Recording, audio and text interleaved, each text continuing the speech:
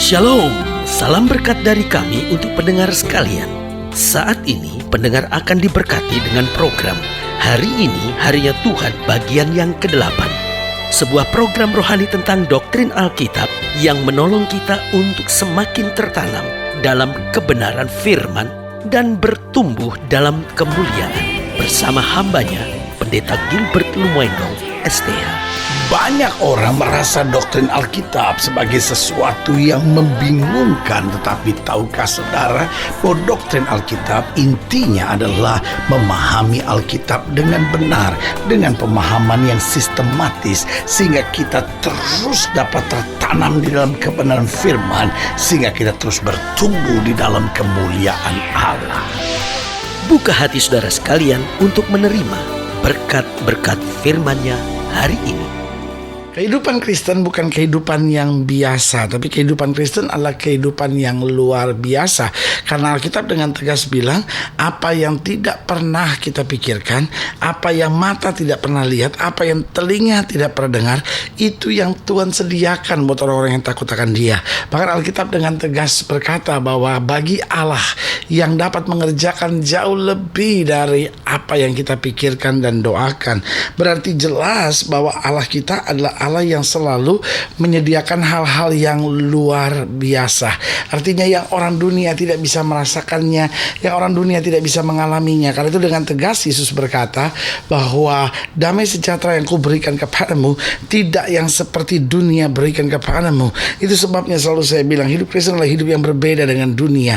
Kenapa? Karena kita sudah diselamatkan oleh Kristus. Waktu kita diselamatkan oleh Kristus, itu bukan hanya sekedar kita punya sebuah agama dan agama itu bernama Kristen, sama sekali berbeda. Tapi waktu kita diselamatkan, artinya darah Kristus tertumpah dalam hidup kita, lalu kita menjadi ciptaan baru.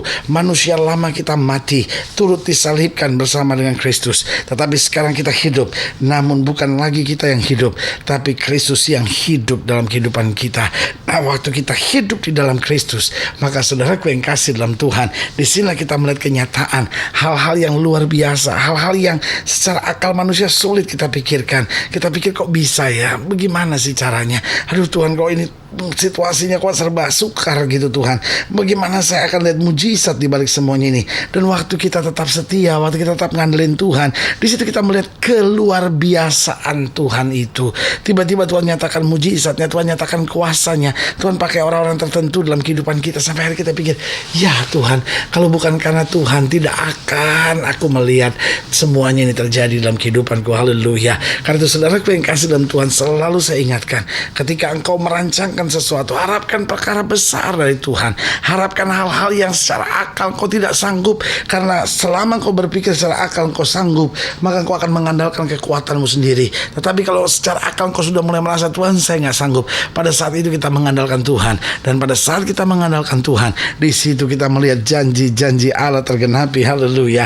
Selamat datang dalam program kita hari ini, Harinya Tuhan. Sebuah program rohani yang kembali mengingatkan kepada kita betapa pentingnya kita menjadikan firman Tuhan sebagai dasar keseharian hidup kita. Karena selama kita jadikan firman Tuhan sebagai dasar keseharian hidup kita, langkah-langkah ke depan kita penuh dengan kepastian, kemenangan, berkat, mujizat, dan perkara-perkara yang besar. Haleluya. Dan dalam program ini kita sedang membahas tentang gereja dengan sayap burung nasar. Artinya orang-orang percaya yang bukan lemah, orang-orang percaya yang bukan biasa, tapi orang-orang percaya yang memiliki sayap burung nasar untuk naik terbang tinggi dengan kekuatan sayapnya dan melihat hal-hal yang luar biasa dari Tuhan. Nah, pembahasan kita tentang gereja atau orang percaya dengan sayap burung nasar bisa sama-sama kita lihat dalam Wahyu pasal 12. Wahyu pasal 12 mulai ayat yang ke-13. Wahyu pasal 12 ayat yang ke-13 sampai ayatnya yang ke-17. Demikian firman Tuhan di bawah judul naga memburu perempuan itu. Dan ketika naga itu sadar bahwa ia telah dilemparkan di atas bumi, ia memburu perempuan yang melahirkan anak laki-laki itu. Nah, saudaraku yang kasih dalam Tuhan, ini bukan sekedar bicara tentang seorang bunda yang bernama Maria. Ini sesuatu yang berbeda. Kenapa? Karena bicara tentang perempuan yang melahirkan. Alkitab dalam Roma berkata bahwa gereja Tuhan sama seperti wanita mengandung yang melahirkan. Nah, saudaraku yang kasih dalam Tuhan, berarti ini bicara tentang gereja Tuhan yang melahirkan kuasa Allah. Dan dikatakan apa di sini? Memburu perempuan yang melahirkan anak laki-laki itu. Kepada perempuan itu diberikan kedua sayap dari burung nasar yang besar, supaya terbang ke tempatnya di padang gurun, di mana ia dipelihara jauh dari tempat ular itu selama 1 masa dan 2 masa dan setengah masa. Lalu ular itu menyemburkan dari mulutnya air sebesar sungai ke arah perempuan itu, supaya dihanyutkan sungai itu. Tetapi bumi datang menolong perempuan itu. Ia membuka mulutnya dan menelan sungai yang disemburkan naga itu dari mulutnya.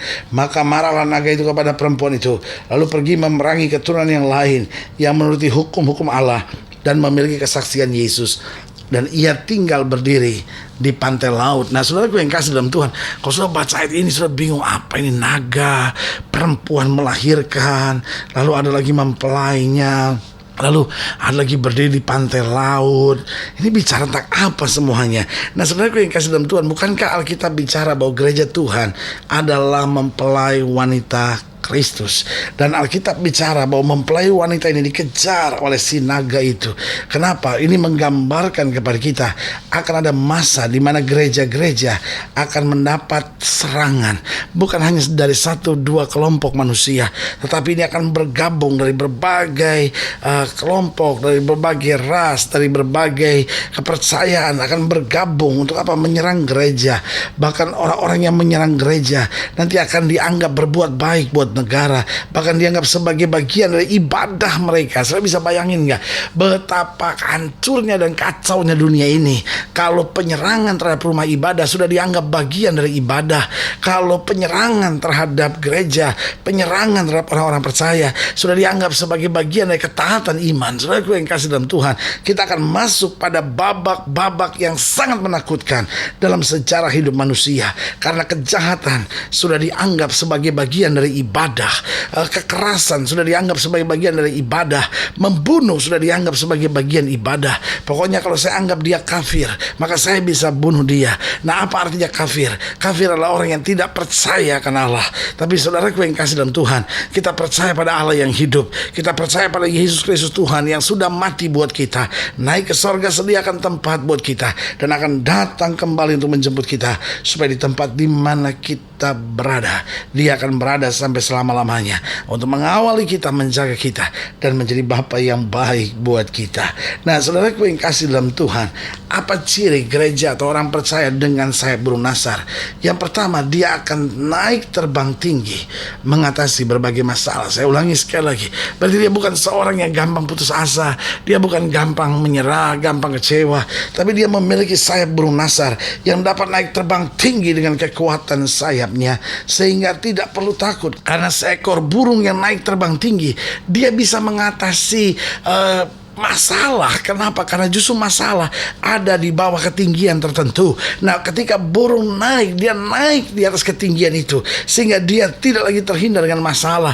Dia tidak akan lagi berhadapan dengan situasi-situasi yang sukar, karena dia lebih tinggi dari semuanya. Nah, saudaraku yang kasih dalam Tuhan, seringkali kita sebagai orang percaya yang terus di bawah. Makanya Paulus bilang, kami memiliki pikiran Kristus, kami memikirkan hal-hal yang di atas, bukan hal-hal yang di bawah. Kita terlalu senang dengan dunia ini, kita terlalu menikmati dunia ini, sampai kita berkali-kali jatuh dalam jebakan-jebakan dunia ini. Sudah saatnya orang percaya naik terbang dengan kekuatan sayap Kristus. Untuk apa? Mengatasi berbagai masalah, bukan menghadapinya frontal dalam kondisi kita berada di bawah. Apa artinya? Bukan dengan hal daging, bukan hal duniawi yang kita andalkan, tetapi hikmat kuasa Roh Kudus, kekuatan dan anugerah dari kasih Yesus Kristus. Itu yang kita andalkan dalam peperangan kita, sehingga apa yang terjadi, kemenangan kita lihat, mujizat kita lihat, perkara-perkara yang dahsyat dan luar biasa kita perhatikan. Berarti dari sini kembali saya mengingatkan ciri dari gereja atau orang percaya yang memiliki sayap burung nasar. Yang pertama, dia akan naik terbang tinggi mengatasi masalah. Saudara, kalau seekor burung punya sayap dan dia tidak bisa naik terbang, berarti sayapnya patah. Nah, ini yang terjadi dalam gereja hari-hari ini. Banyak orang percaya sebetulnya sudah diberikan sayap perlindungan oleh Tuhan, tetapi sayapnya patah. Dia hidup dalam dosa, dia hidup dalam kenikmatan dunia, sehingga dia nggak bisa naik terbang. Yang ada cuma air mata, yang ada cuma kekecewaan, yang ada cuma putus asa. Ini bukan saatnya kita nangis, tapi naik dengan kekuatan sayap Kristus untuk mengatasi berbagai masalah. Yang kedua saya pelajari, apa cirinya gereja Tuhan dengan sayap burung nasar? Apa cirinya orang percaya dengan sayap burung nasar? Yang kedua saya pelajari, dia memiliki cara pandang yang berbeda. Kenapa? Karena ketika seekor burung naik terbang pada ketinggian tertentu, maka cara pandangnya akan berbeda, karena dia sekarang melihat secara global.